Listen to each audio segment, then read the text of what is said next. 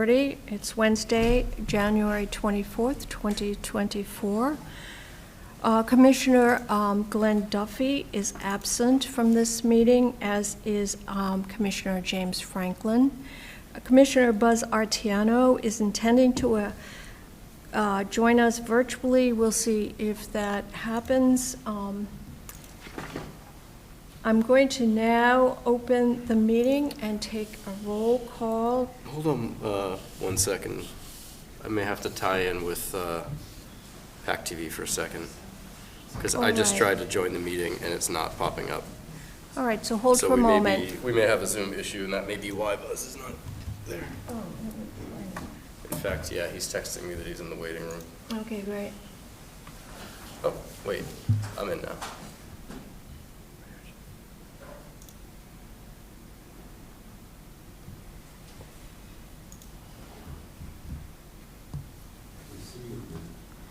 There I am.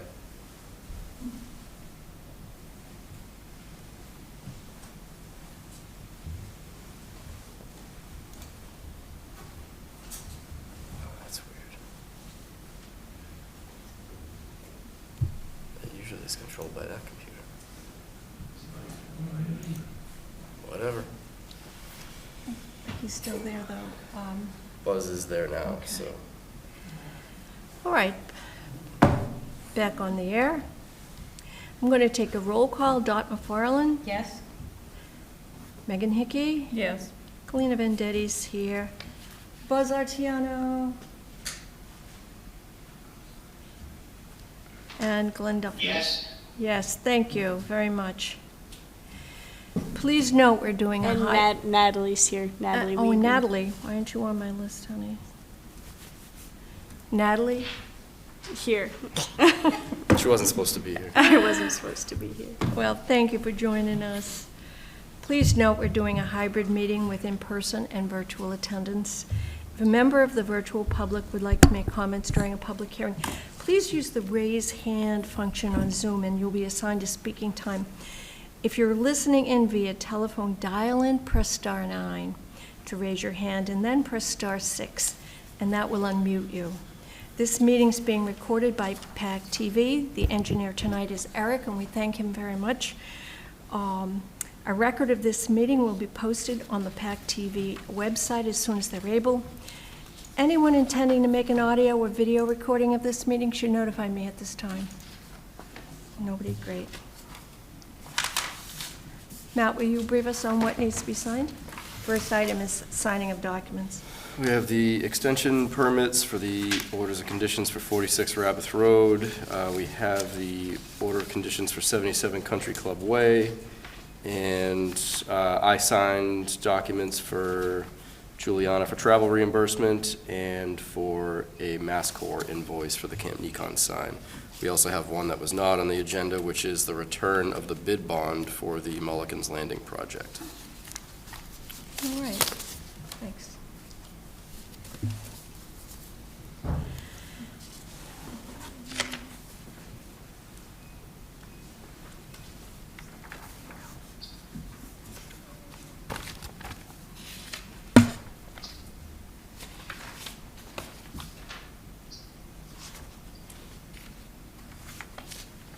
Where's this going? Sorry. That's right.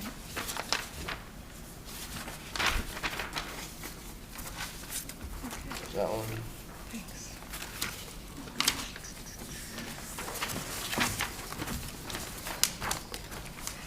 Thank you. It's to spoon feed me last time. There we go. Thank you.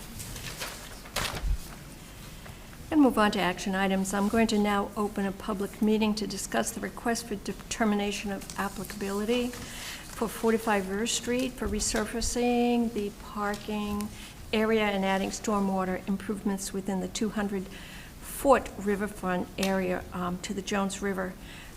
Is there a representative here tonight? Thank you. Just identify yourself for the record, please.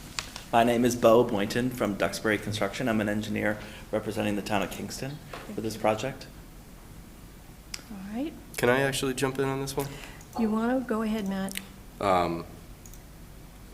we were talking a little bit about this one today, and we're going to look to continue this RDA portion. We're going to have an amendment request in public hearings for this property, but the RDA, I think, is not ready for the commission yet, and we realized that today. So we're going to need some reworking of that. So what do you think, timing-wise? Do you think that, how quickly do you think? Can I ask when your next hearing is? 2 weeks? Next hearing is February 14th. 14th, you say? I'd like to think we'd be ready for that. Ready in the sense that we at least have like a little time to review How much time would you like to review? as much as possible. You think 30 days? I,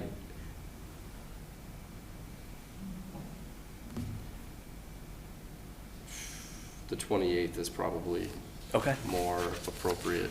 Does that? That works As with long us. as you can get me in the next 2 weeks, if you can get me something, then I think we're in good shape. That timeline sounds great. Perfect. Thank you, Matt. All right, do I hear a motion to continue this matter to February 28th at, February 28th? I'll make that motion. Thank you, Natalie. Is there a second? Second. All right, Natalie? Yes. Dot? Yes. Yes. Colleen is yes. Buzz? Yes. Okay, the motion passed. We'll continue this to the 28th of February. I look forward to seeing you then. Thank you. Thanks. I'll now open a public meeting to ratify the handbook update. Is it timely for that? I put that on the agenda, and then, Buzz reached out to me, I think Saturday, by email and asked if there was a red line version because he wasn't seeing the changes. And then I said, well, in this case, I actually didn't do a red line version, so that's not super helpful. I didn't make a lot of substantive changes. It was mostly just updates, but we may want to push this to give me the time to redo this as a red line so you have proper ability to review it. So All right, what's the timeline for you for that, do you think? let's just put it at the next meeting. Okay. Do I hear, February 14th. Do I hear a motion to continue the handbook issue to February 14th? I'll make that motion. Thank you. Do I have a second? Second. All right, Dot? Yeah. Megan? Yes. Colleen is a yes. Buzz? Yes. And Natalie? Yes. All right, that motion carries, and we will hear that. We'll discuss that on the 14th. There's nothing under enforcement. Nope. Have we seen the meeting minutes for December 13th? Has anybody seen the meeting minutes for December 13th? I have. Yep. Yeah. Okay. All right. Want to vote to accept the motion to accept the You guys minutes? wouldn't mind signing in? We have a sheet over here. Yeah, there's a, if you'd sign in right there at the chair, so we know that you've been here, and we welcome you. Do I have a motion to accept the minutes? I'll make that motion. And do I have a second? Second. Oh, great. Dot? Yes. Megan? Yes. Colleen is a yes. Natalie? Yes. And Buzz? Yes. Okay, those minutes are accepted. Well, we have an update to offer. We have got some membership changes. You want to bring us up to date on that, please, Matt? Sure. Commissioner Wegman, who is sitting all the way at the end there, is leaving us. So obviously thank her for her time with us, and hope We she do. comes back again in the future, but we're gonna lose her, and also Commissioner Duffy emailed or called me today to let me know that he is also resigning due to conflicts of schedule. Okay. So we have 2 openings very shortly on the commission, so we'll try to turn around new membership as fast as we can. We do have 2 people who had already reached out, one of them last year and one of them about a month ago. So I just emailed them to see if they're still interested. If they are, we can do the usual where I'll review their qualifications and make recommendations to the board. If it's just the 2 of them and they're both capable, then that'll be easy. if we get more applications in the meantime, then, you know, we'll assess who the best candidates are. If one or more of them are not interested, then we'll post something on the website and put it on the social media pages and just try to get replacements as quick as possible. Megan mentioned maybe putting some advertisements up on the kiosks at conservation properties, just trying anything we can to get new membership in. All right, so we're encouraged by their interest, and we look forward to seeing what happens in that regard. Is the only other thing on the Yeah. public hearings? Yeah, and now we So have we gotta that wait. vaunted Matt, downtown. can you, I just got to my Buzz. desk computer, can you let me in on the map, on my desk computer map? Yeah, I'm having weird Zoom issues today. Oh, wait, Zoom's working on the wrong computer today. So I have 4 people now in the waiting room.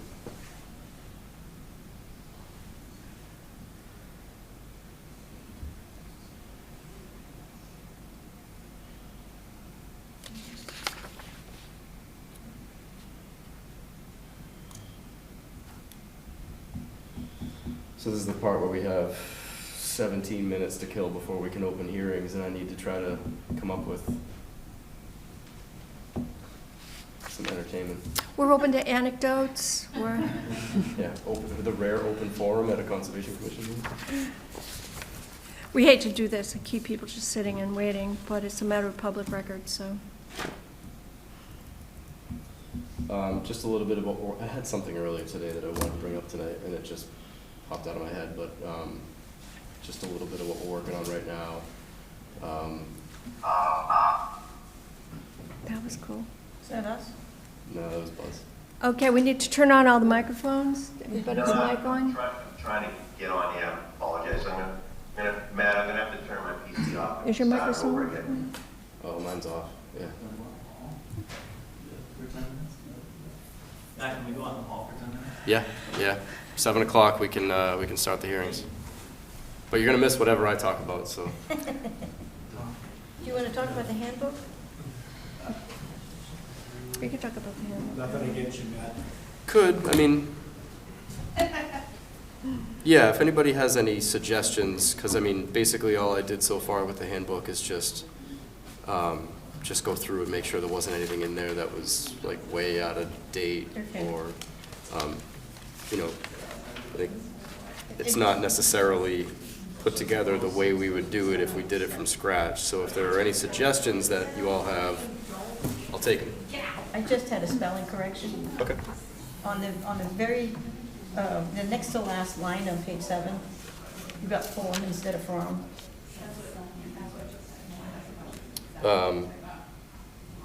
Page 7, where on it? Next to last line? Recorded document form, the registry. I think that should be from the registry. Next to last line.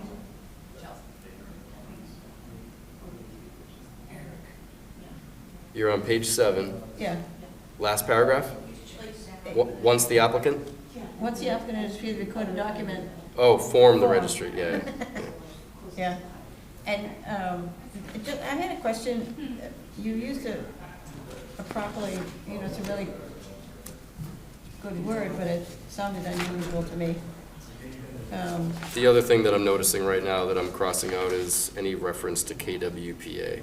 Yeah, right. That's something I've been like waging battle on since I started here, was everything was about WPA and KWPA, but there is no KWPA, it doesn't exist.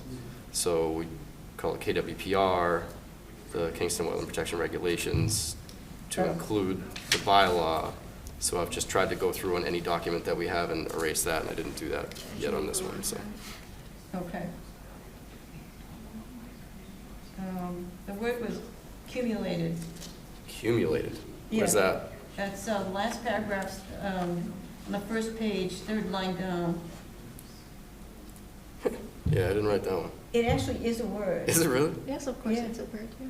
but accumulated. I'll change it to cumulative because I think it has the same meaning in it, Yeah. and everybody's gonna know it's a word.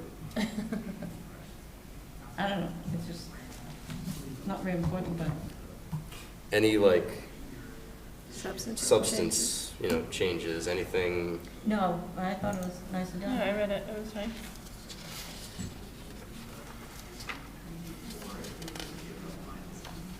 Yeah, I'll start over with the original document, make it a red line, add the changes we made here, and have it ready for the next meeting to have more discussion and approval. I don't remember you talking about red line before. No, it's just the standard way. If I'm updating a document, use track changes so that when I send it to you guys, you can see what was changed instead of saying, yeah, it looks great. I could write anything in there, and if you don't check that particular line, then maybe I say something bad. Okay. I don't know. But yeah, Matt, can you let me in again, please? gotcha. Yeah, this computer now is useless to me because We'll my shut it off. laptop is running Zoom for some reason. Is this your office computer? This is like the one from this room that usually runs the Zoom, and this one is my work computer Hmm. that I bring home. So I'm just not seeing people when they pop up. Hmm. We have more attendance than usual today. Anybody who's just joined us, we're waiting until 7 o'clock for the hearings to start, so we're just talking. Did you figure out where they were checking out those turtles? That was what I was going to talk about. Thank you.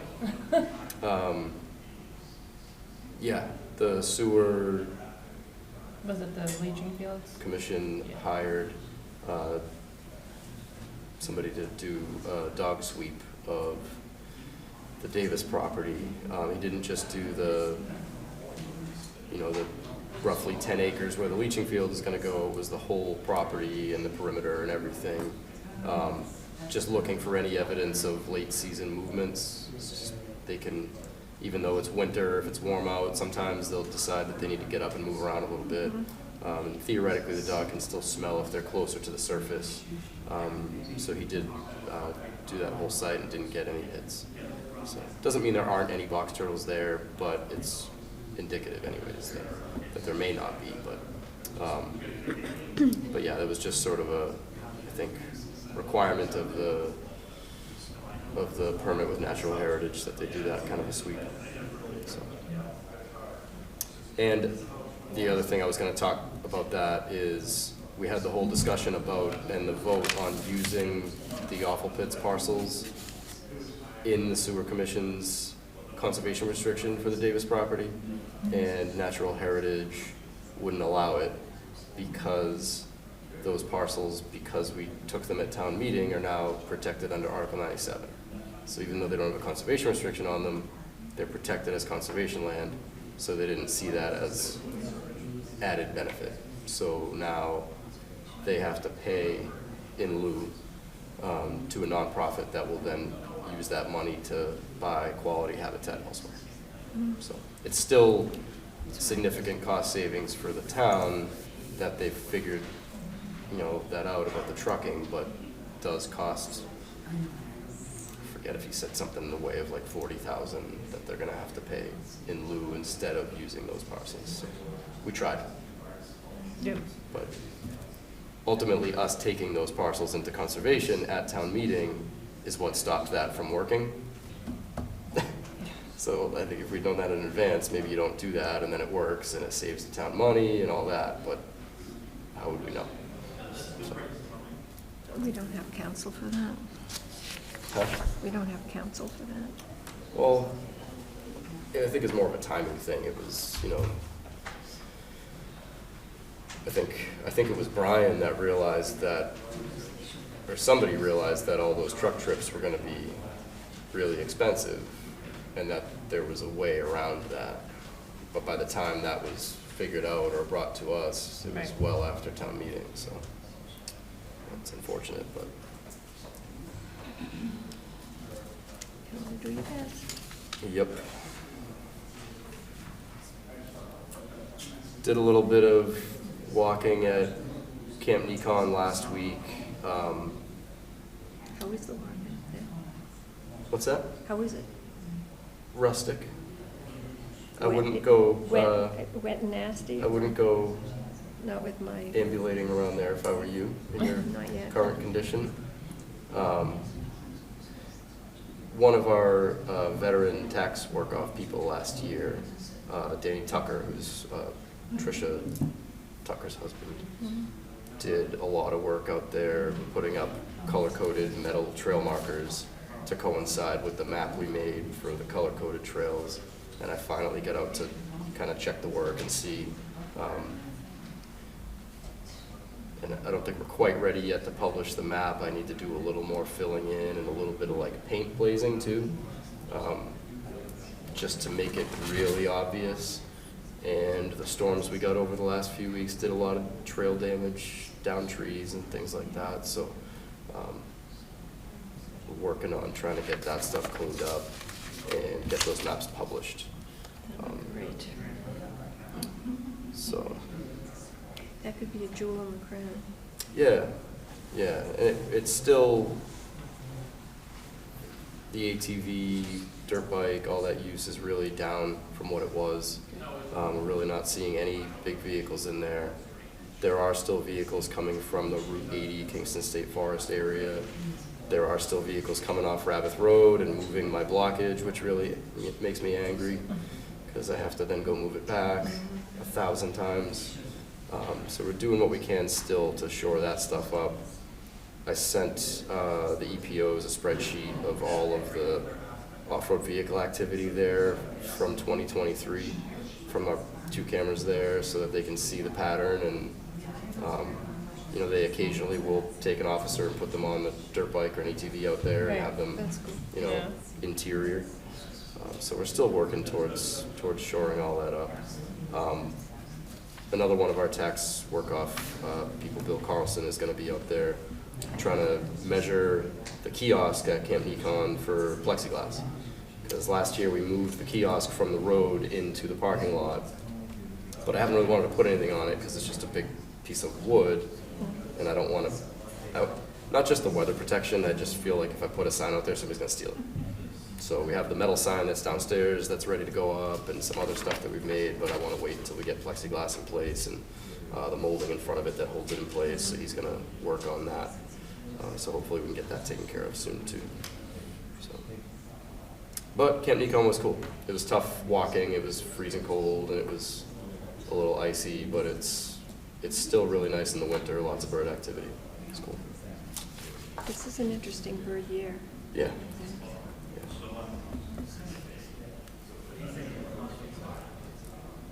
What else? Flooding, was it 2 weeks ago at this point, I think? Jimmy from Jones River Watershed sent some good drone footage of all the flooding in the estuary and a little bit upstream. And he had some good shots of the Mulligan's Pier. Jimmy's giving me a thumbs up now. He got some good shots of the Mulligan's Pier where it's pretty well underwater, where the boardwalk was floating. Not ideal, but no major damage or anything. It's just. So just when the water goes down, everything will be fine. Well, that's all right then. The problem with it is. Have Prevents injury. Oh, you're like. Rob, were you looking to say something? You gotta unmute yourself. Yes, hey Matt, since there's a little bit of time to kill, I just thought that I would offer that I actually sit on the Conservation Commission and, we've been stuck in this position before. We've had to wait for the clock to roll around. So what we started doing, instead of saying, we're scheduled something for 7:05, 7:10, 7:15, we just did them in 1 minute increments just to give ourselves some latitude. So I don't know if that works for you guys or not. I just thought I'd offer it up if it's helpful. It's a good We- idea, Rob. Yeah, we did that, I think a couple of years ago, so we stopped, we just put A, B, C, D, but they still start at 7. So we haven't found a way to get around that yet. I know Jim was asking me to reach out to council and figure out a way around it, but Right. I don't really think there is Public one. access issue. So typically we just have enough to fill that half hour, but what I gotta do is start writing down like a list of random topics so I don't have to think off the top of my head. Yeah, well, the other thing, and again, no one likes unsolicited advice, but, you know, the other thing that we do in Duxbury, we take the administrative matters at the end, and then that kind of gives us flexibility, so we schedule the hearings for the beginning, and then, you know, if something is canceled or we've got time to kill, we can always kind of ad hoc or on the fly take an administrative matter out of order. So maybe that would work. But again, just for what it's worth, I'll throw it out there. No, that one I That like. might be helpful, yeah. Yeah. Thank you, Rob.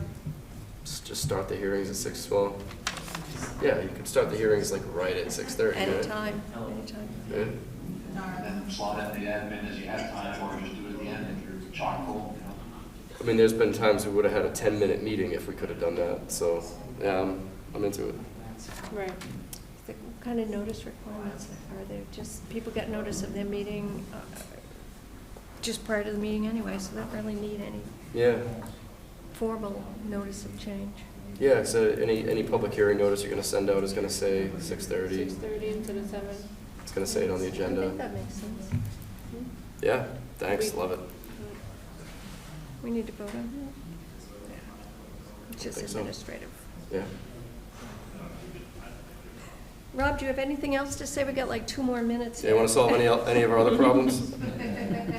I was up with my 2-year-old, she was vomiting, or my 5-year-old at 2 in the morning, so I'm on fumes, guys, I don't know what I'm doing.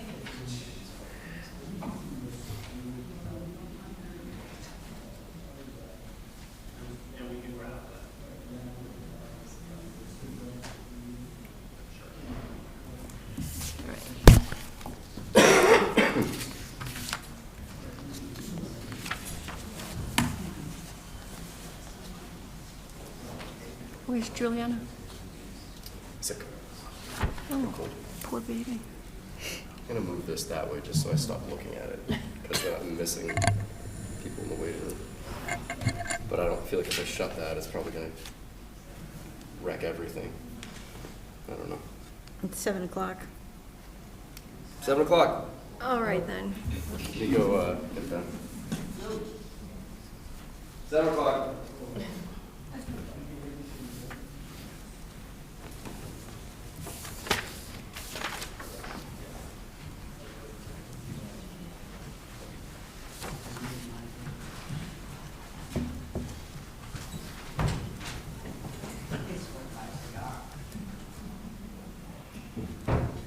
Thank you very much. It's 7 o'clock, and I'm going to open up public hearings.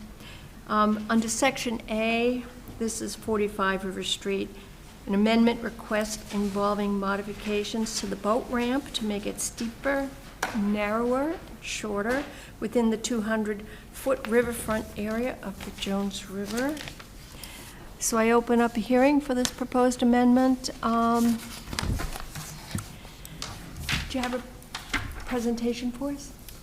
I don't have I was hoping you would have it up on the computer. I can blow it. Thank you, Matt. Would you identify yourself again for the record? No problem. My name is Bo Boynton. I'm a civil engineer working for Duxbury Construction. I'm representing the town of Kingston. We are working at 45 River Street in Kingston, and we are making plan modifications to the existing notice of intent for the proposed boat ramp at the Kingston Ardina. Thank you.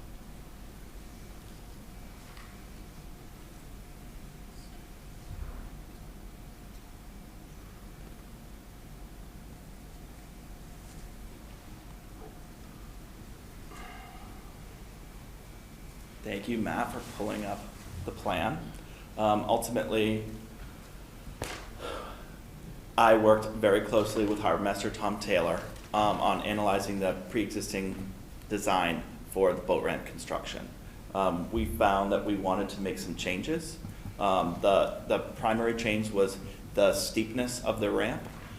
We visited all the boat ramps on the South Shore from up in Hull and Hingham and Situate and Plymouth and Bourne, and we found that typical the boat ramps range from 20% slope to 13% slope. The prior design was less than that, and we would like to propose a 15% slope ramp. The reason for that is when you're backing a vehicle with a trailer-mounted boat, It's much more feasible for the boat to lift off the trailer if you have a steeper ramp. Working with, you can see the footprint highlighted here in the green hashed area is the proposed boat ramp, and then Hold on one second. Can we get the cordless mic in here?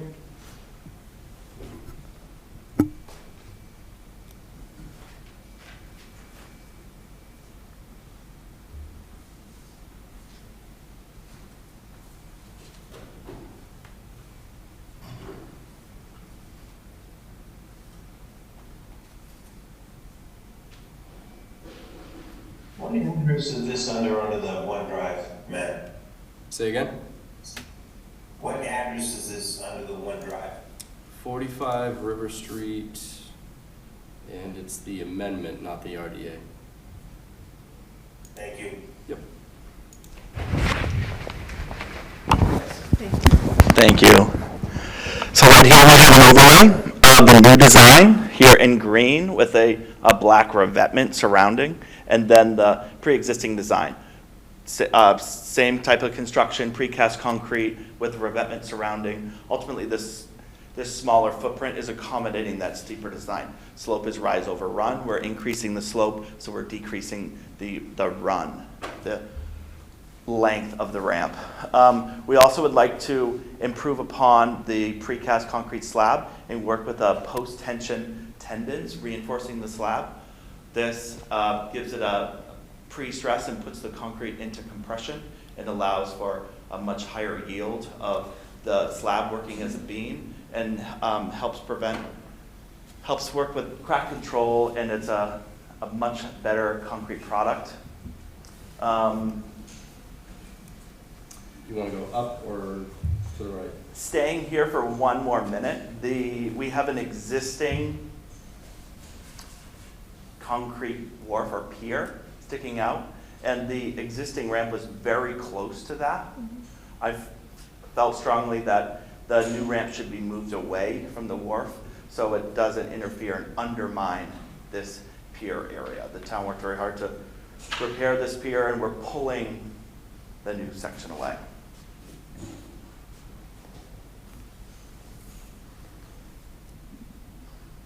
If we were to scroll up, one other plan modification is the transition area.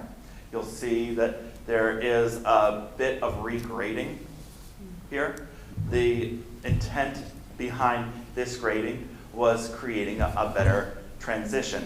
This slope is at 15%. This parking lot, for layman terms, is about level. And it's very important that there isn't a sharp kink here so that vehicles do not high center and tear their mufflers off and boat jacks. And so it's very important, since this ramp is steep, that we slowly transition, and that's what you see in this proposed grading here. And those are the changes that we have made to the plan. Matt, do you have any comments? Yeah, I recommended that they come back with this as an amendment.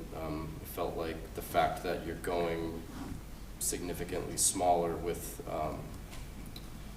that footprint allowed this to meet the standards of an amendment. So right there, you see, this is what was already approved right here.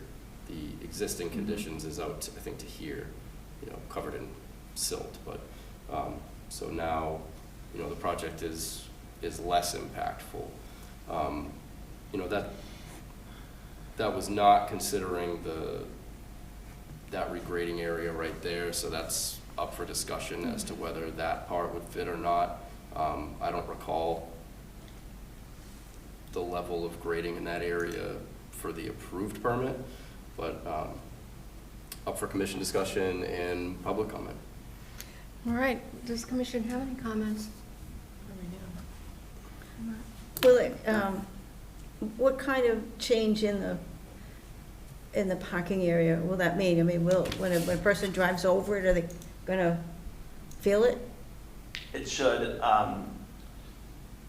in terms of feeling it, your car should absolutely be able to navigate the area without any damage or any any Okay. obstruction of that nature. So somebody who's parking on the edge of it isn't gonna be too tipped or anything?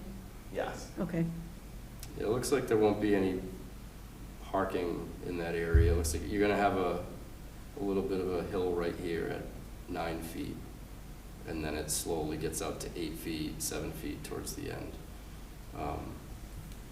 Is that going to impinge on the handicap parking that's available now?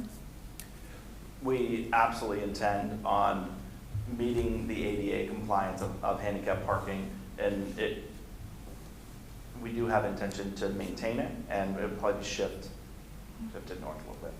Okay. Anybody else? I have a question, can you hear me all right? Yep. Yep. So, I'm sorry, I didn't catch your first name, the presenter. My name is Bo. Bo? Yes. Thank you, Bo. Yep. So, you use this, so if I'm reading this plan correctly, you're casting the concrete ramp out of the water, post-tensioning it, and then pushing it into the water, correct? Correct. And you've done this successfully before? No, not with a boat ramp. All right. But you had other people do it, or you spoke to someone that's done it, or? This process was piloted by the state of Kentucky. They've done it a considerable amount of times, and we would like to use it. I have worked a lot with cast-in-place concrete and precast concrete.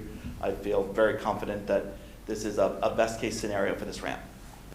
And just to jump in for a second, I think this is the same, other than the pre-tension, this is the same style of ramp that was previously approved. It was already going to be precast and pushed into place, right? Correct. The only difference is there were smaller segments. The prior design was 4-foot strips, and this will be a monolithic single section.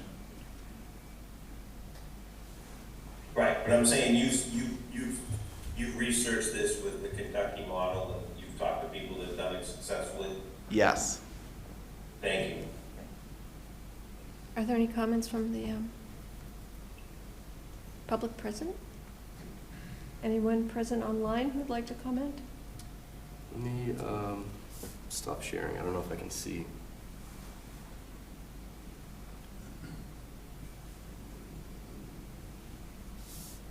I don't see any hands raised. Are we ready for a motion and a vote?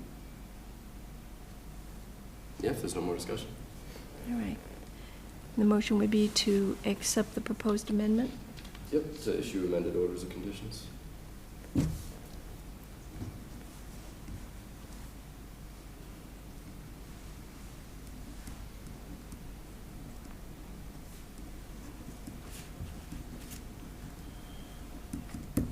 From the commission, do I hear a motion to accept the amended order of conditions? I'll make that motion. Do I have a second? Second. All right, I'm going to take a voice vote on that. Dot. Yes. Megan? Yes. Clean as a yes. Buzz? Yes. And Natalie? Yes. All right, well, thank you very much. Motion Thank you. passes. We'll see you on the 28th. Yep. Should I leave the wireless mic here? Yeah, that would be great. Shut up.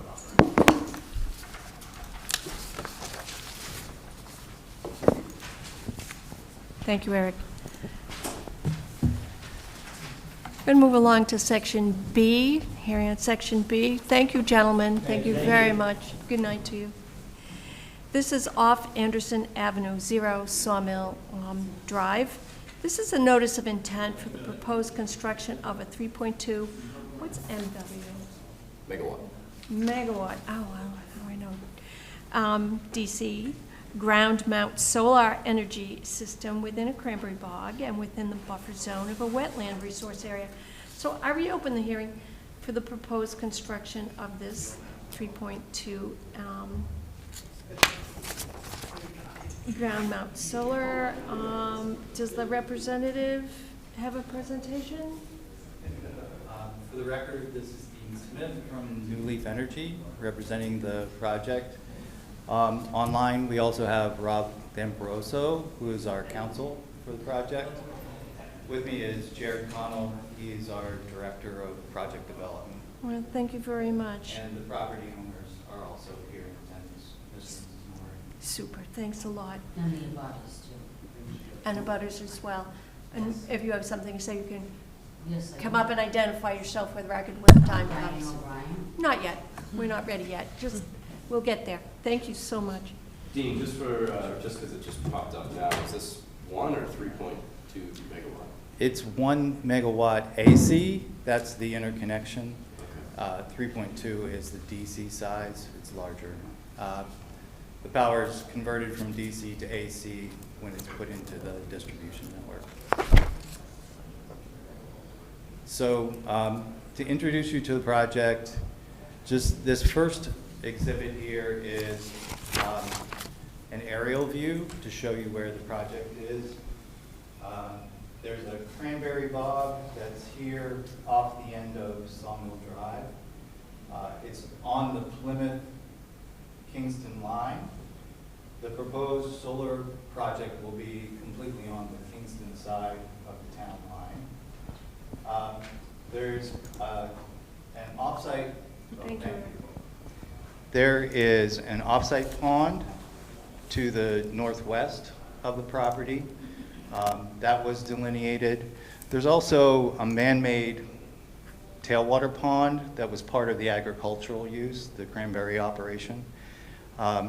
And when we walked the site with Matt and Juliana, Matt requested that we have that flagged as well. There was evidence of some wetland vegetation. So we're showing the required buffers around those wetland areas. Switching over to our site layout. So a portion of our proposed array field, the solar modules, will be located in the outer portions of the 100-foot buffer. We've located those all outside of the 50-foot no structure buffer on the plan. So these will be ballasted systems, so there'll be a concrete support that the racks are constructed on. So no earth disturbance in order to install those features. There is a portion of our electrical trench that's also located in the outer portion of that 100-foot buffer.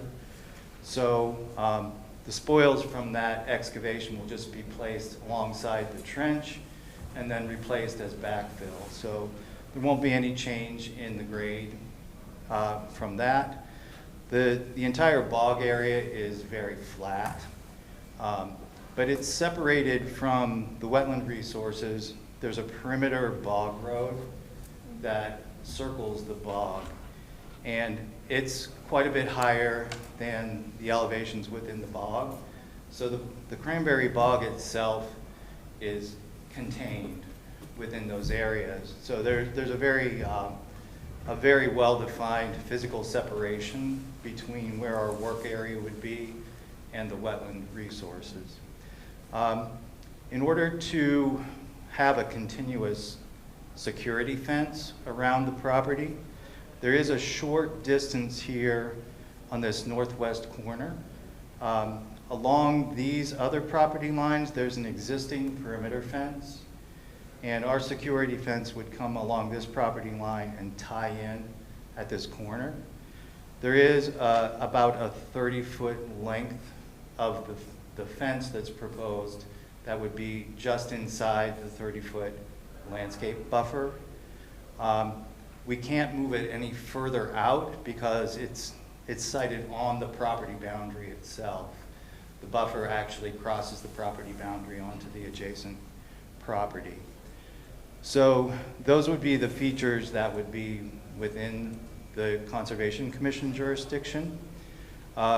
We are proposing, since this short length of fence is within the 30-foot buffer, we're proposing a double row of silt fence there to function as erosion and sedimentation control. Although there's a significant separation between our work zone and the resource, we are proposing a row of silk fence along the bog road as additional protection. But there's really no connection there. The work area is substantially lower than that bog road, so there's not really a lot of opportunity for any impact to the adjacent wetland resource. So our limit of work is going to be along that 50-foot no structure buffer through this area. So all of the work would be outside of the 50-foot zone. And for construction purposes, all the access would come from this south corner. There will be a bit of road construction and some fill for equipment pad area right here in the very southern portion of the property.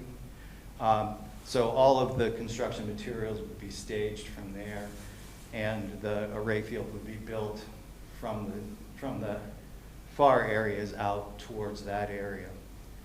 I think that's the basics of what the commission needs to know about the project, but I'm happy to answer any questions that you might have. So Rob just raised his hand. Okay. Rob D'Ambrosio? Yes, thanks very much. Folks, so we have Rob D'Ambrosio for the record of D'Ambrosio Law in Plymouth, and as Dean pointed out, I'm legal counsel for the applicant. I don't know if Dean mentioned, I don't think he did, so just to frame this, which I think most of you are aware of, but I know there's been a lot of turnover on this commission. This project, this very same project, same footprint, same type of project, same access, same fencing, same everything, was approved by this board, I believe unanimously, in 2020.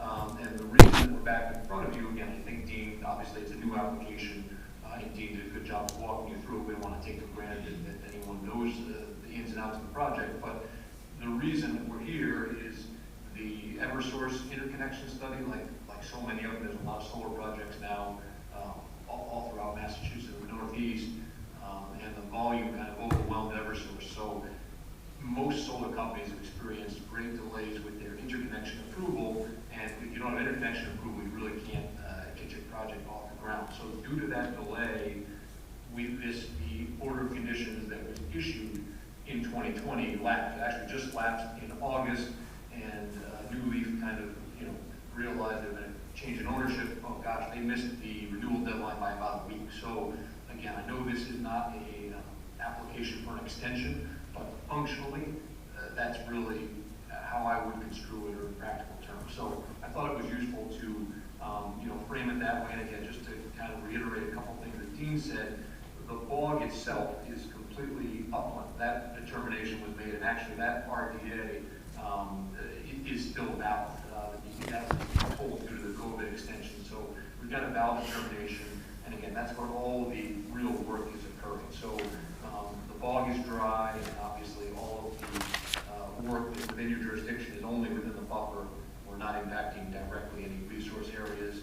And I think one more thing that's worth mentioning, these resource areas, such as they are man-made. These are features that were created to service the cranberry bog when it was operational. So you've got, irrigation resource, and then you've got a tailwater recovery resource. So again, obviously we've gone to great pains to make this as environmentally sound as we can, but really this is just something that's kind of being brought forth in the renewal. So I just wanted to frame it for you that way. Thank you.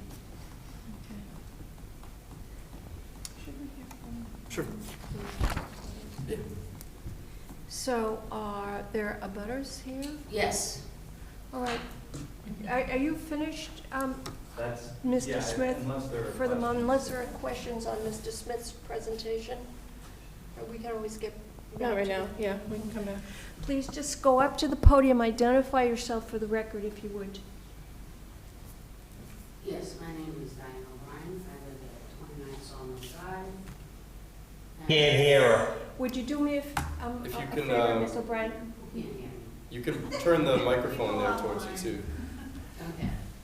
I'm Diane O'Brien. I live at 29 Sawmill Drive. I have property in Plymouth and Kingston line, and I am the biggest abutter to that bog. My property line is right here, This pink line goes down here, and my house is right here. They're not proposing shit for me, for here. My house is right close to the bog, okay? They haven't offered me anything. They haven't said, well, we'll buy this property off of you, so we'll cut that way and do a fence and nice shrubbery. Nothing. Because I own this property down here, all the way up into Kingston. And I just think the whole thing stinks because I was never aware of it, and I live there. When I look out my window, I can see Lowe's and Home Depot.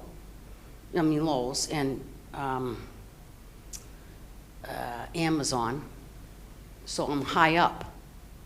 So I'm going to be looking at this stuff all the time. Okay, and they haven't proposed anything to me about what they're going to do. They said they'd talk to you about it, but they haven't talked to me about it. That's the other issue. The other issue is they have to bring the electricity down here, this road here. There's houses here, here, and here. Okay, and there's another house there.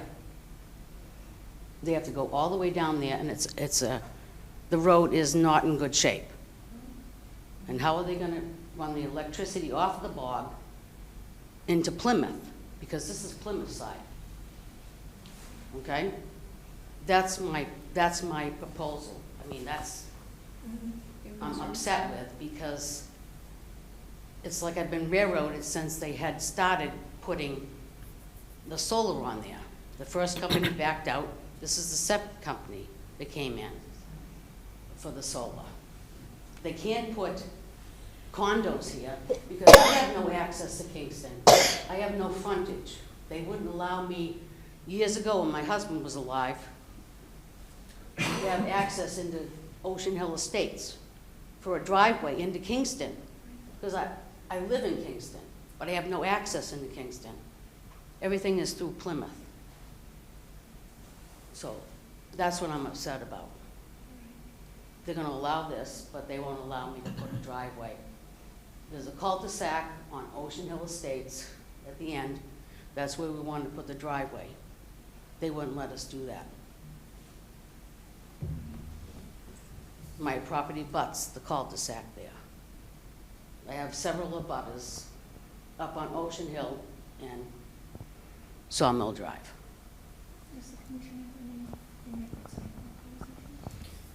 Not particularly. Ask Dean. You had a permit from the planning board, correct? Yeah. If you can go up Could you come and back answer up up there. and see if you can? Did your planning board permit expire or no? Or No, we have documentation from them that there's no expiration on the zoning approval. The issues that the abutter is raising are all basically planning board issues. They're not associated with the jurisdiction of this commission. We're not a new company. We were spun off from Borrego, so we're operating under a new name. We're still the same development team. There were public hearings held both in front of the Conservation Commission as well as the Planning Board, and there were opportunities to voice their objections. There is planned a solid wall along the side of the property that's adjacent to her lot and her home. There are still some outstanding conditions to address about landscape buffering, but again, that's a planning board issue rather than conservation jurisdiction. Ma'am, could you come back up for a second? I just have a question I want to ask you on the record. Thank you, Mrs. Smith. And just re-identify yourself so our record is clear who's speaking. Diane O'Brien. Have you brought these matters before the planning board already? I went to the Plymouth hearing years ago, and it was denied. But the Kingston one, I wasn't aware of it. I got the letter too late.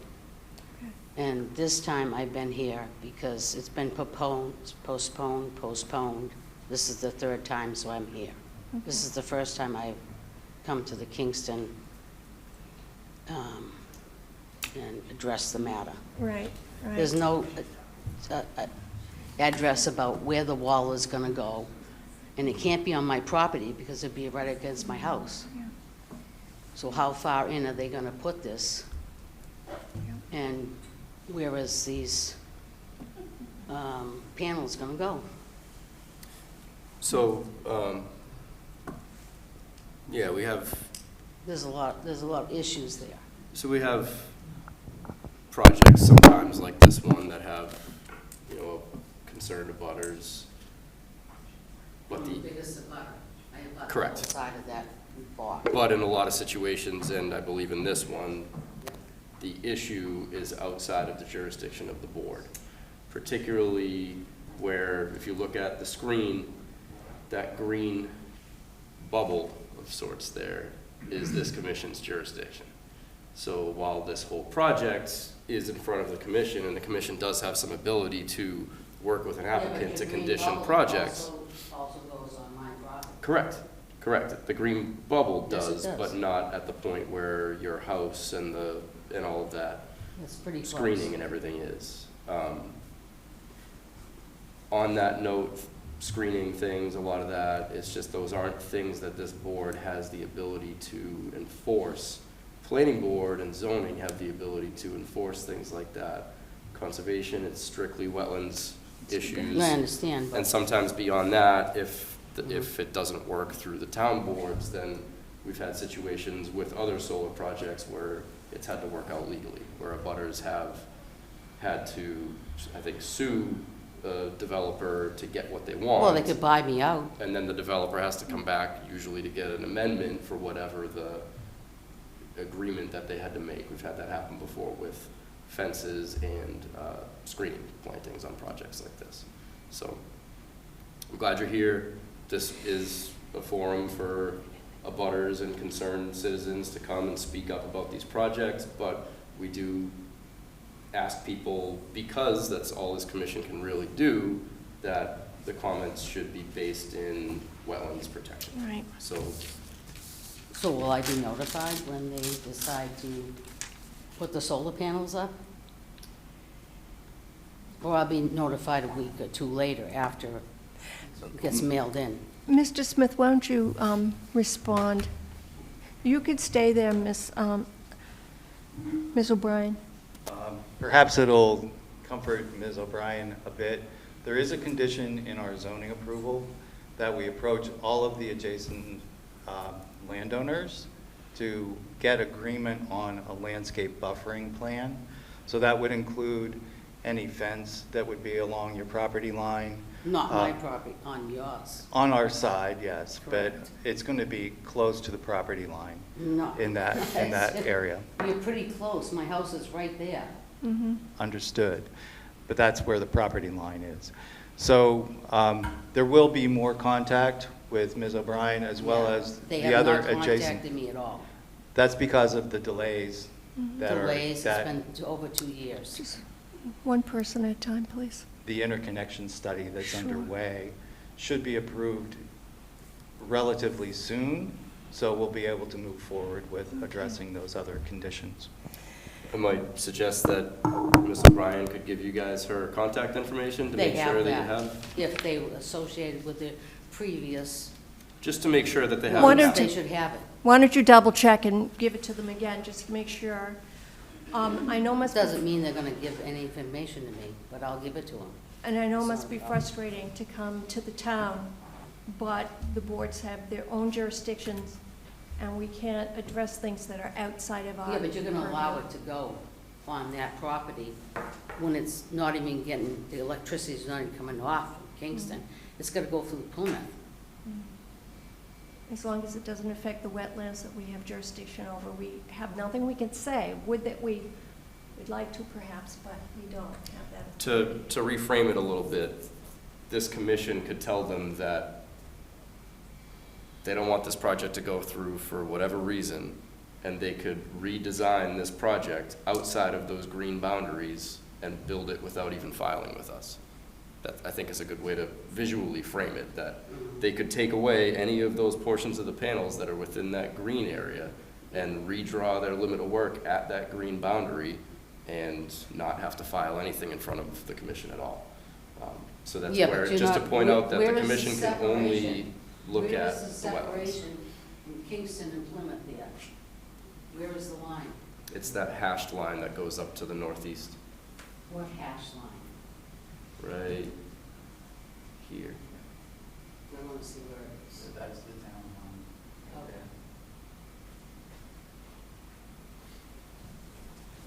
Okay. We also have hand raised from public online. All right, Ms. Dubois, can I recognize you? Oh, thanks very much. I really appreciate it. So I have some questions, had questions dating way back, but never had a chance to ask them. What is the wetland connected to? From Google Earth that I'm looking at, it looks like this drains down into Schooner Pond and whatnot, where I know there's eels and all that sort of stuff. So I'm wondering what the habitat values are here, and if there's going to be a fence surrounding this, and if that fence will be all the way to the ground, so for instance, they can't get through to their normal habitat. So is there an unnecessary habitat impact here? I don't really know if the bogs are going to be kept in production while this is elevated. I don't know the height of all of the panels, that kind of thing. So I'm really flying in the dark here, but mostly I'm interested to see what the habitat impacts are, and that is jurisdictional to you. Can I give a shot at answering this and you correct me if I'm wrong Please. Sure. in anything? Just to show that I at least read this file. I'm not sure about connections with that wetland. There may be something underneath the highway. There is a pre-existing fence on the wetland side, I believe, around the property. All fence that they're connecting on this, it specifies in the narrative that the fence will be lifted for wildlife movement. Great. And the bogs will no longer be functional. This will basically be transitioned to a meadow habitat underneath the bogs. Can the Conscom do a little effort in terms of trying to trace the water flow?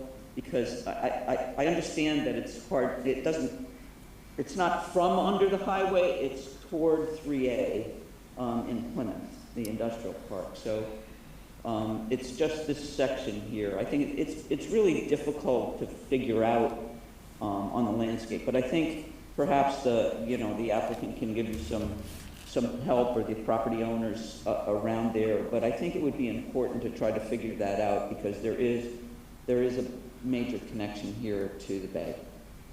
That wetland furthest to the west there is on a different parcel that's not owned by this group. And the wetlands that you see on the parcel, I did not see any flow when I was there. I believe that those are isolated and likely man-made. I'm just sure, I'm not sure that they are, and I think it's worth the effort now while you have the opportunity to figure that out. Mr. Smith? I can't really comment on where the offsite flows go. The thing that I can say about that is that our project will be completely severed from that system when it's built. Nothing that we're proposing here would have any effect on the water flows or the habitat itself. We'll just be constructing in the outer portions of the 100-foot buffer, which is an upland area. And is there a maintenance program for all of the solar panels and what? Do you use the herbicides? Do you use mowing? How do you maintain, the solar rays, I'll say? It will be seeded with a native grass mix after construction. It will be mowed. It's not frequent. Generally, 2 times a year it would be mowed. It's mostly left to grow up to its mature height. just, we don't let it grow high enough to shade the panels themselves. We don't use fertilizers or herbicide. And And the stanchions of the solar panels, are those, is it metal, is it wood, what is it? And and how high up ground? This is proposed as a ballasted system. That means there'll be a concrete weight that the foundations of the racking system are attached to.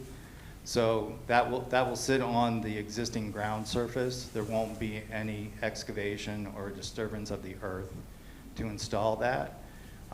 And the panels and the racking is all elevated above the ground elevation. The lowest area of that is generally about 30 inches off the ground.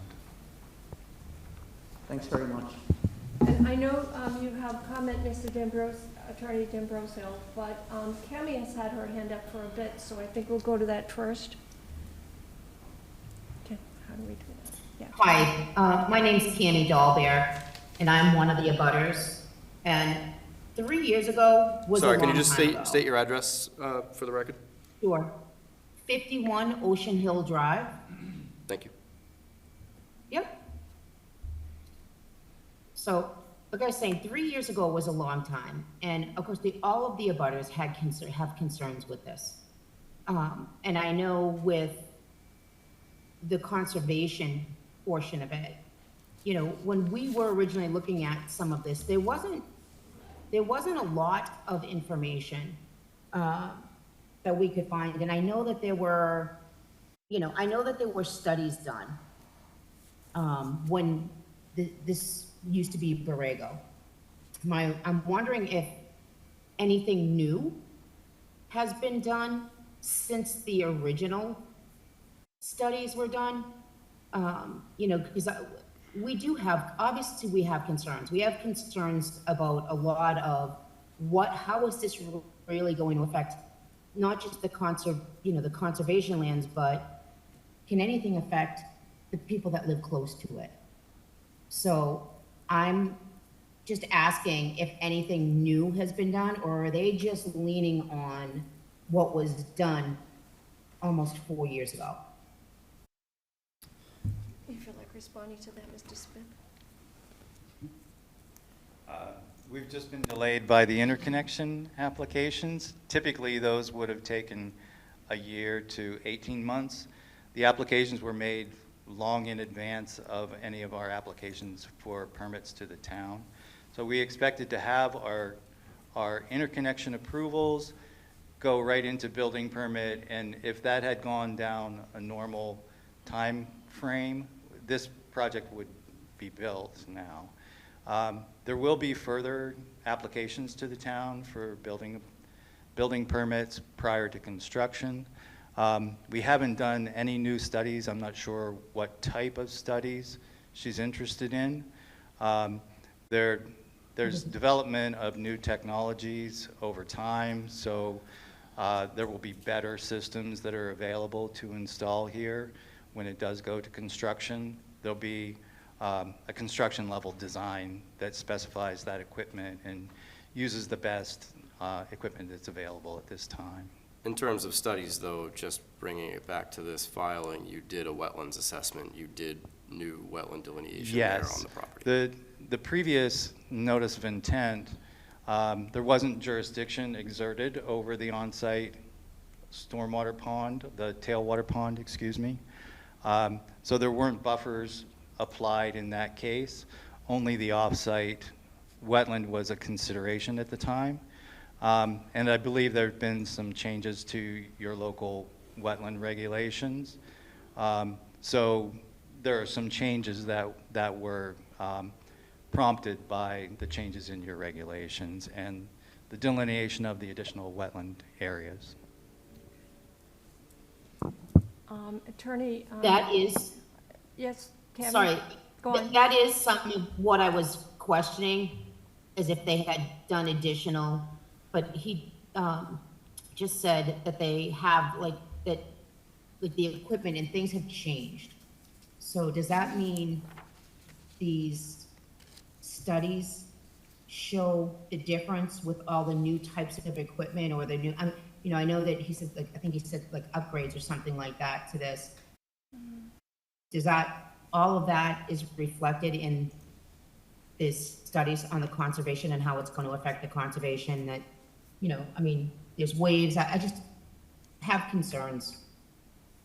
You know, we have pets, we have life that are all like, you know, right up against the bogs, you know, and it's concerning. I just want to make sure that my animals and my yard is safe. I mean, All right, Mr. Smith, why don't you? The equipment that will be specified will be very similar. The improvements that are made over time are mostly in terms of efficiency in producing the energy. So a single module might produce more energy than it did at the time of our original application.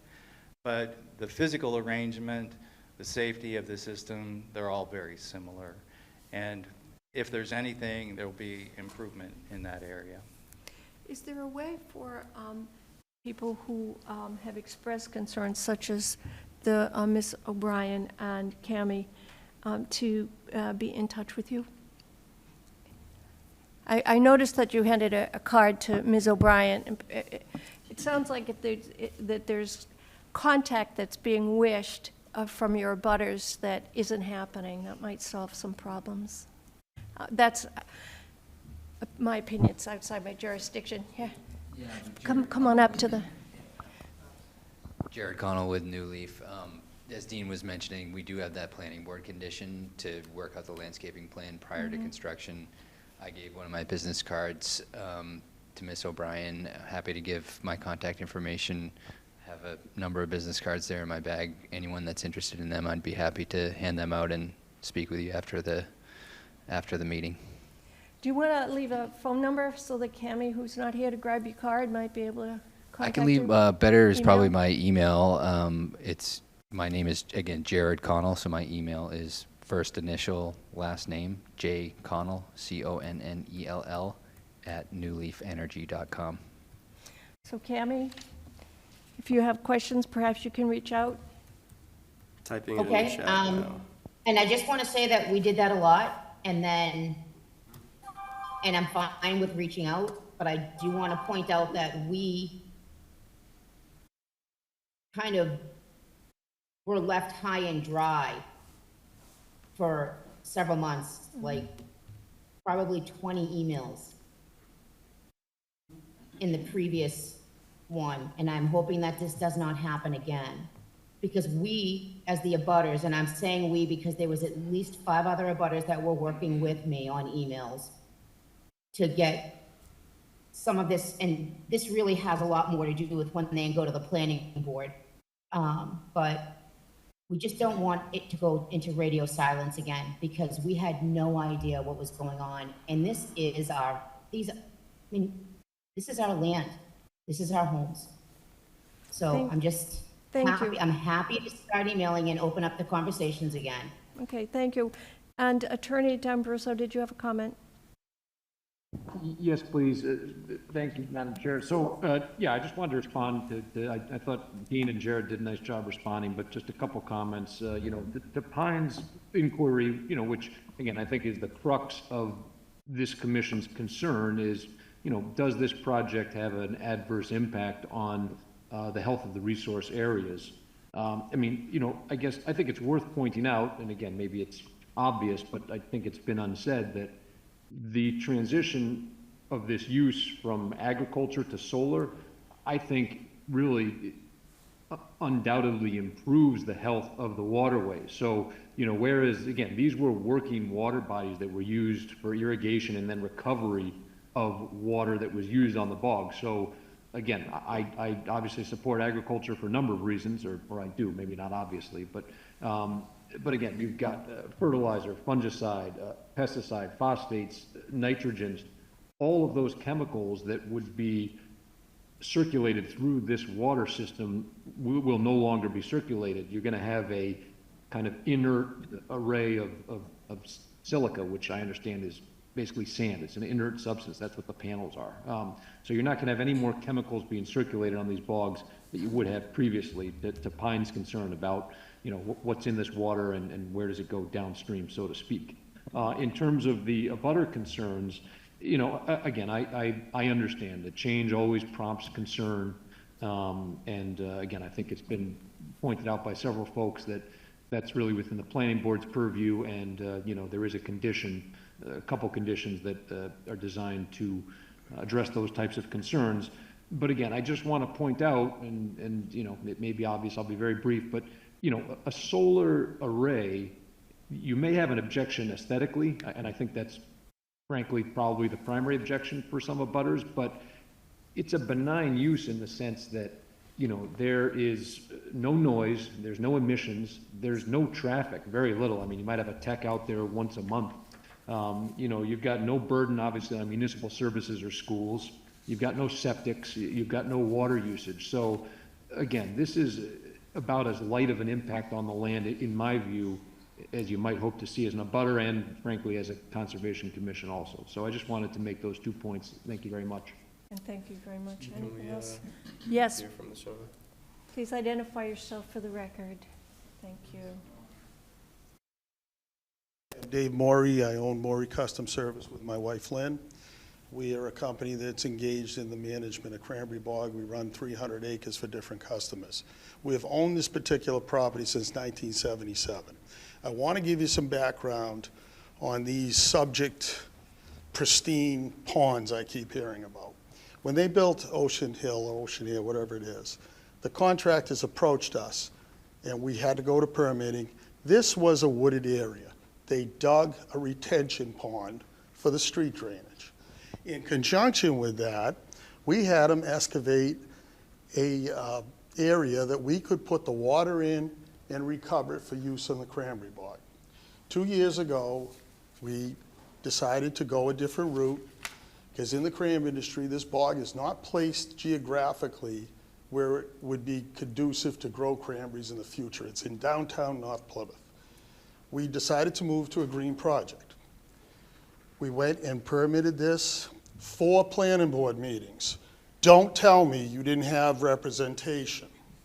We did the permitting Plymouth. We did not get denied.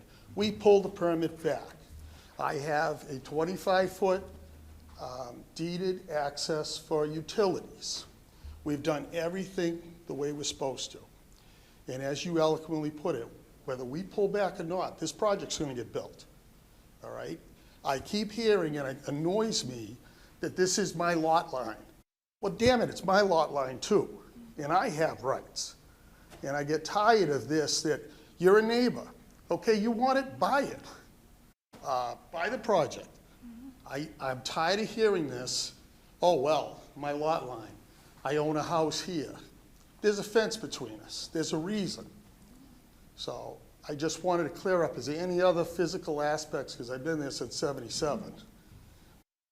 You put the water in those holes, they disappeared. And oh, by the way, if I knew today, when we went for that hearing, that they were going to change the laws, that a retention pond over 10,000 square feet becomes a pristine wetland off road drainage, we wouldn't have allowed it there. We would have made it, pushed it over. But when that was permitted, that rule didn't exist. So now I got this thrust on me, when if I could probably beat it in court, because that was before we knew that was going to happen. And you're encroaching, this green line now encroaches on our property when that was a rule change after the fact. So just some history on the property. Thank you very much. I certainly appreciate it. There's one more person, I think, who has comment. Mr. Dennehy? Yes, thank you. Sorry I can't be there in person. My name's John Dennehy. I'm at 43 Ocean Hill Drive, one of the abutter. All right, Mr. I have hopefully a pretty simple question. I won't rehash some of what was talked about earlier, but it sounds like a lot of what we talked about today maybe falls out of the jurisdiction of this committee. One of the things that I'm particularly interested, because it does impact my property line, is our agreement with New Leaf, previously Borrego, to install some shielding which I think has yet to be determined in both sort of quantity and type. That does fall on the wetland line, so I was curious if this committee was going to take an interest in participating and how that played out, what that boundary ends up becoming. And I get a little hesitant that we're left to negotiate that with New Leaf directly. I think we've been left in a situation where that agreement is still pretty vague at this point. I don't know that we have any formality around what the agreement is there. You want to respond to that, please, Matt? Yeah, thanks, John. And I'm guessing that your house is on the western portion of this property? I'm actually, plan center. I've got the lot line that's got the sharp angle there. Okay. Yeah, because I recall on the western side, there were a lot of trees, and that provided sort of a natural buffer, but I'm not sure about that direction. What I can say is that overseeing that type of agreement is outside of this commission's jurisdiction. However, if there was an agreement made with you for some sort of screening planting or wall or fence and it was within jurisdiction, then that also has to come before the board in some fashion. So whether that comes as an amendment to this permit filing or it comes as an RDA on your property for, a pretty simple,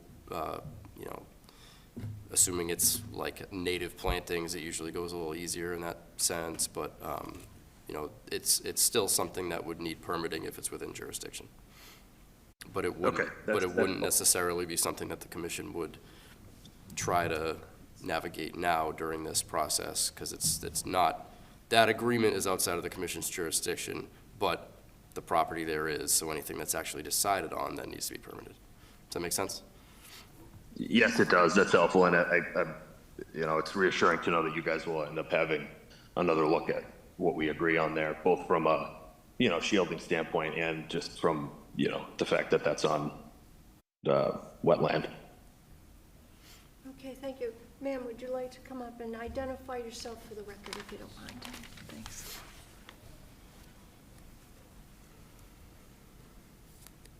Hi, thank you for letting me speak. I'll be quick.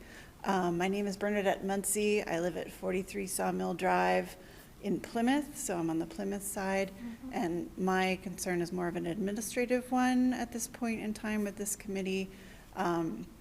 I just wanted to put it in record that myself and I believe potentially some of the other Plymouth abutters, I directly abut the project site, were not informed via mail until the first continuance and then have not been informed since then. I don't believe that I was an owner of the property when the planning board heard all of this stuff, so I can't really comment on that, but I do want to make sure that the project team is aware that they may be overlooking some of the abutters on the Plymouth side, and their access is on our property quite literally, because it is an easement that we share with Maury and Diane. So I just wanted to put that in the record for an administrative purpose.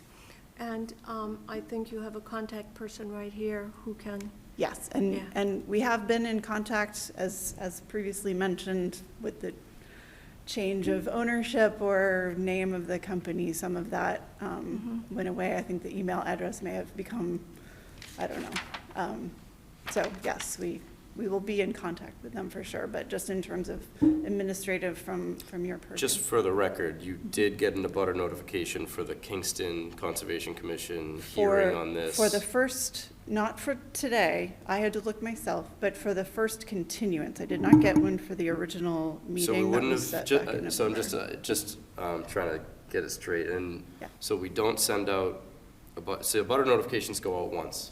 So you should have gotten a abutter notification for the very first scheduled hearing. We did not. And then it was continued twice since then. The first continuance was, like, the first time I heard about this was from Diane. But you got a notification in the mail about for the continued date? continuance, yes. Confused about that. Yeah, me too. At any rate. If you still have that, if you could email that to me, I would like, obviously we have to make sure, because when we have these filings, the applicant has to provide us all of the records of everything that went out. So I would like to just confirm and make sure everything looks right and make sure all the abutters were notified. I suspect that it's probably. I might still have it, but I can't guarantee. Okay. Sorry. So we haven't notified anybody? What's that? We haven't sent out? We don't notify abutters, the applicants do that, and they just have to show us proof that it's been done. So How do we know? I can look back through and confirm that. I think Rob is still on, but he notified the abutters, and those notices were provided to the commission. This is actually our first appearance at public hearing, so all of the abutters were aware before there was any public discussion. And I assume that all of the material that we've submitted is public record and available to them to come in and review. Yeah, I should say, if anybody wants any information about this project, they can reach out to me, preferably by email. You can get my email right off the town website. If they want anything in print, then we direct them to the applicant. The applicant provides it in print. But yeah, just again on a butter notification, there needs to be a butter notification that goes out. It needs to go out in advance of the hearing. There's a certain time frame there. And then a continuance is handled by the posting of the agenda. So basically, the first hearing that was held on this project, like Dean said, there was no discussion. It was asked in advance that we continue the hearing. And so we, during that hearing, during that night's conservation meeting, say what the date is that the continuance will be. The other way that people can track those things is just by, if you've already gotten the notification, pay attention to the agendas as they're posted online. The agendas are always posted 48 hours beforehand. We did reach out directly to Ms. O'Brien because she had shown up to that first hearing that was continued. So we told her that we would follow up with her and make sure we let her know if it was continued again. And I see she has a question now, if you want to. Ms. O'Brien? Yes. You have You want to just come right here. back up to the microphone so we can get you on the record? And just tell us again your name so we can. And just while she's walking up, like I was saying, we got all the information about the abutter notifications. I can go back through and just double check and make sure that. Her name is on there. that her I just name's in checked. there. Okay, my name is Diane O'Brien. Thank you. And I wasn't notified. I had the Wetland Conservation Park on my property to go on to survey the wetlands and check it out. And they were the ones that were very nice, two young people. They called me and let me know that it was postponed and postponed. I had no letters. I got a letter from the solar company 2 weeks after the meeting. Okay, so they're not providing us with the information to let us go to the meetings to voice our opinions. That's all I want to say. Okay. For the record, that was me that parked on her property, and I said sorry. Didn't know I was parking. Thank you, Ms. O'Brien. It was you. That was me. I don't look so young tonight, sorry. Are we all set? Are there any other hands raised? There are a few things in the chat. Jimmy Powell had asked earlier, just as a curiosity, if the permits and approvals granted to Borrego Solar transferred a New Leaf. I believe that's the case, but maybe Rob could speak to that. Pine Dubois did say that water quality was her issue. Did not say that water quality was her issue. She said habitat and maintaining a downstream connection. There's point of contention about solar panels not being just silica because we do not plug our appliances into a block of silica. Correction to Pine's chat at 7:48. She did not say water quality was her concern. She only asked if pesticides and herbicides would be used. Okay, and Rob did tender the green cards to staff, which is true. Like I said, we can review all of those and make sure that all that was taken care of. If you like, I can speak No? I would like that. Just sort of, I'll go backwards. I'll say my recommendation was for tonight that we have this full presentation and discussion and public comment, and then continue so that we can allow for clarifying the administrative record. And so just on that, this was a little messy. You know, we had the filing, some things were missing, we didn't accept it at first, we required this and that, and even asked for a project narrative that was still not there, that I just got, I think, first thing this morning. So I could still use some time to make sure that everything is straightforward in this. Having said that, the only real issue that I see from a wetlands perspective, because we have talked about a lot of that tonight, is I did not see anywhere in my review the percent impervious cover. Like Dean said, they're using the ballast style footings, which is great in that it doesn't, you know, go down into the soil, there's no excavation required and all that. But there's, you know, conversation to be had about what constitutes impervious surface and whether with that they would approach or exceed the 15%. So I don't see that yet, and we would need that. I had questions about whether there was a full stormwater report with the filing. We do have a lot of the components. We have the checklist. We have the some of the calculations and management discussion. We do have an O&M plan for stormwater and a long-term pollution prevention plan. That also does get to some of the other comments earlier about maintenance of the site, because a lot of that is detailed in there as well and would be part of the record.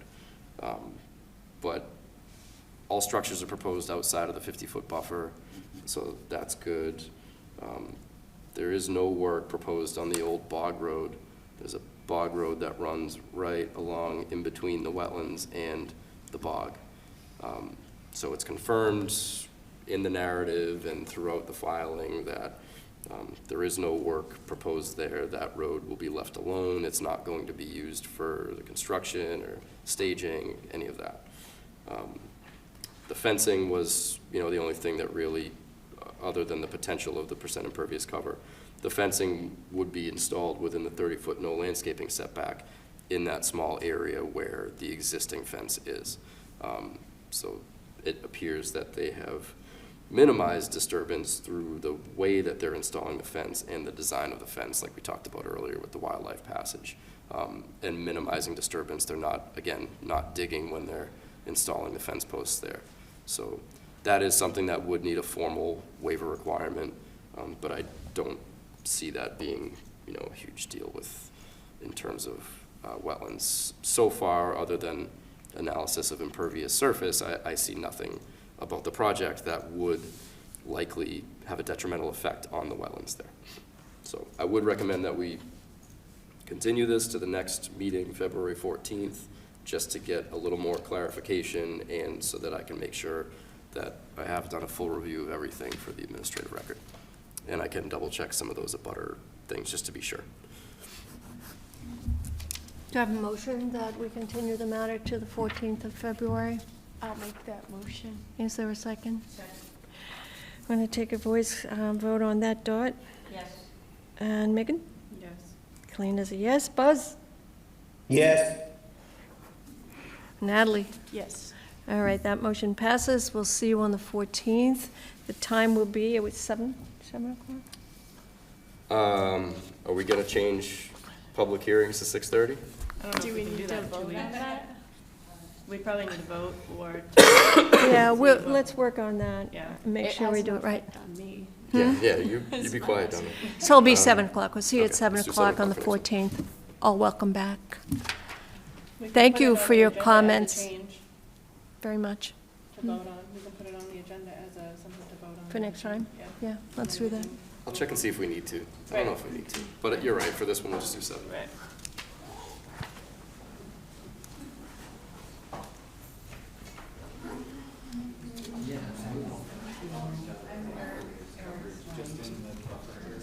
Yeah, within the portion of the lot that's within the buffer zone. Yeah, that. Do we have more public hearings? We do, we have one more, but it got continued. It got continued. Oh, it's Oh. like, they took out the pilot thing, so it doesn't really, Grandview area? I see. they took the piles out. We ready to go? Right. The one up right on the bay, right? Yeah, Right. once, So now those once are these guys are out. out. The white So polo I don't move think along. this will be.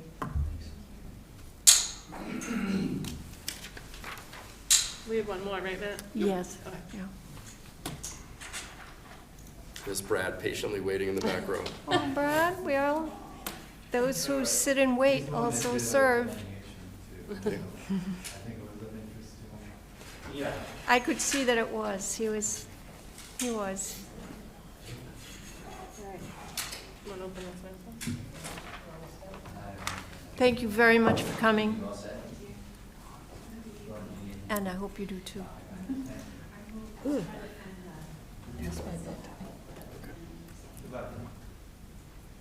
Thank you. Take care. All right, we're going to move on to Section C. This is 3 Grandview Avenue. We've got a notice of intent for the proposed construction of a second-floor addition to an existing house. It's located within and near wetland resource areas. So I reopen that meeting. Do you have anything you want to say, Brad? Sure. Good Please. evening, members of the commission. Brad Holmes from ECR. This is our second meeting. We revised the project to remove the proposal for the helical piles to support the... Brad, can you speak up, Brad? Sure. This working okay? Is there green light on? It is. You might want to switch the screen. Buzz. You're too tall. I'm shrinking as I get older. So we have revised the project to remove the proposed helical piles at the back of the house to bump out, to support the existing bump out for the proposed second story of the house. So those have been withdrawn from the application.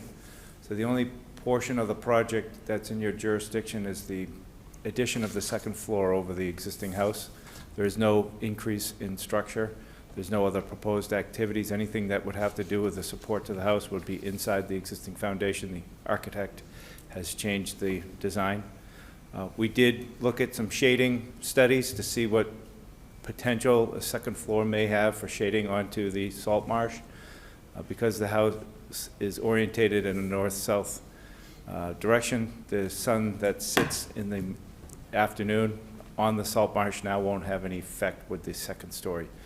A shading study was provided that we can get into if you'd like to, but there is no significant impact from shading. With that, I'll bring it back to you. Okay. What have you got to say, Matt? Yeah, as Brad said, we got an update January 11th, and the proposal no longer calls for external supports. The proposed addition now stays within the footprint of the existing house. Regarding the shading effects, we got the study that Brad sent, and we did get comment back from CZM, and they said it doesn't appear that the shading impacts rise to the level of detrimental, as the growing season shading patterns overlap with the existing shading from the adjacent property at 5 Grandview Ave during a portion of the day, and the shading from both properties shifts throughout the day so that no area is shaded for the entire day during the growing season with the new construction. So with that, my recommendation would be issuance of orders of conditions with a special condition prohibiting the staging or storage of materials within resource areas. The limit of work, just because on this one it was a little different, there wasn't really a defined limit of work on the plan. The limit of work would be considered the foundation of the existing house, and any materials found in the salt marsh would be cause for issuance of fines and/or enforcement orders. Do you have any comments, commissioners? Buzz, anything? No, I'll make a motion to close the hearing. Second. Okay, Dot, Yes. Megan, Yes. Colina's yes, Buzz, yes, Yes. and Natalie? Yes. Okay, the hearing's closed. Thank you. Make a motion to issue order conditions with the special conditions as outlined by the agent. All right, thank you. I have a second. Second. Thank you very much. Dot, Yes. Megan, Yes. Colina's yes, Buzz, Yes. Natalie? Yes. Okay. Thank you. Matt, can I get a copy of that email or letter from Cesium. Thanks. Thank you. Have a good night. Good night. Thanks, Brad. Thank you. I love that Buzz always remembers to close the hearing, too. Well, it's right there. It's nice. You have it in there, too. That's good. That's right, we do. Can we talk, do we have a minute to talk about the hearing times? Sure. Yeah, what do you think? Well, so take you down a little stroll down memory lane. Back in the day, I proposed that we start the hearings at 6 rather than 6:30, at 7, and I got to 6:30. And that was based on people's schedules, et cetera. You mean the meetings, right? And say again? Did you mean the meetings or the hearings? Yeah, the actual opening the meeting at 6 PM Yeah. rather than, we were originally 7 PM when I started. And I said, let's go to 6 PM, and I got in the middle at 6:30 PM is when we started. And then what would happen is we would run out of time and everyone got frustrated and we wouldn't do the administrative stuff because you were worn out by the end of the meetings. And we said, let's put those in the front to get them out of the way. So I know they don't always take it half an hour, so maybe we make it, and again, I'm just proposing to start at 6, and maybe 6 to 6:15 is administration, and 6:15 we start hearings, and then if we're running a little late, the applicants will just have to wait. Yeah, it makes sense, because there are these nights where you have long hearings with a lot of public involvement, and I could see it. I mean, there are nights where we've cut it off at like 10 or 11 and been like, yeah, we're done now. So 15 minutes probably is a lot better in that sense, and we could just kind of do a poll with the whole commission as far as whether 6 o'clock would work for a start time for everybody. Although we have 2 new members coming in, so do we wait for them or do we just set it in advance? I think that with new members coming on, it could be something mentioned to them, you know, if you're going to talk to them before the next meeting. But it should be on the agenda for the next meeting. Yeah. And then we'll have info from them, hopefully, that we can address then. Well, And I'd rather that the people that are here and currently working set the tone, and then we let the new potential members know that our new start time is 6, not 6:30. Yeah, I guess the only downside would be if like we had a really good candidate and they said, I absolutely can't make 6. That might be tough, but. Well, that would be Natalie, for instance, in theory. Yeah. Yeah, I would not be able to make that work. Right. Yeah. Right, so that's why, so originally it was 7, I think it was actually, might have been 7:30 when I first started. Oh my God, you'd be here tomorrow Yeah. morning. So, anyways, if we'd like to keep 6:30, maybe keep it at 6:30 for now, and we just reduce the administrative to 15 minutes, and we start hearings at 6:15, and that's probably, 6:45, excuse me. Yeah, we've would only be had at- one situation where we had like a full 25 minutes to kill, Right. but I think it was the last meeting, right? 2 Right. meetings ago, Yeah. maybe. Yeah. So 15 minutes, I think, makes a lot of sense. Okay.